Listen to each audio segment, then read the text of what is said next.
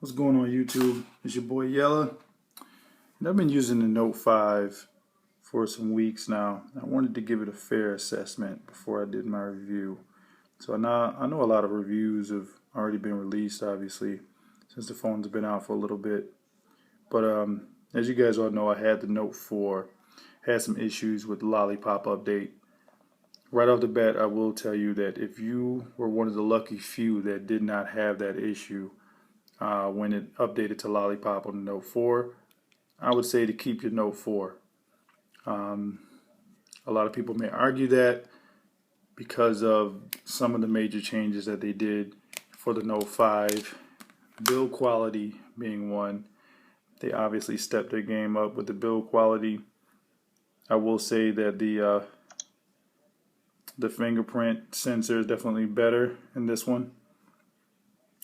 I didn't like the swiping action from the Note 4, so the fingerprint on this one is definitely better. Very iPhone-like. The screen quality is about the same as the Note 4, but some things that they took away that a lot of people can't get over. Obviously, the removable battery, which I think is really important when using the Android, because this phone, just like any other Android phone, does have its quirks. So I have run into situations in which I had to restart my phone a few times actually, usually when dealing with wearables, different wearables, like this is the Jawbone Up 2 or something like that. Also have the Fitbit Charge. So typically I've had some issues with pairing or when downloading the app to Android phones. So be aware of that. The pen, the S Pen, some people like this new S Pen. I mean, it looks better. It's nice and sleek. I think it's too sleek. I do miss the ridges on the Note 4. It just made it a little grippier, easier to take notes. The little clicking feature is cool, but I mean, it gets old after a while. You're not going to just sit there and keep clicking like a lot of people claim. Pen gate, obviously don't put it in backwards. I don't know why you would do that anyway, but I mean, probably the best feature would be to be able to take notes while the screen is still off. I mean, that's probably the best feature, and I use that a lot with the phone. But as far as the S Pen, I wouldn't necessarily say it's better. It's actually two motions now where you have to push in to eject the pen and then pull out. I think that's overkill. The Note 4, you can just pull the pen out. Unless you had nubbies, I guess that was the issue where you couldn't really put your finger in the groove to pull the pen out. I don't know. I guess some people had issues with that. My biggest letdown on this phone is actually going to be battery life. Some people are reporting, they can get a day and a half. I can't.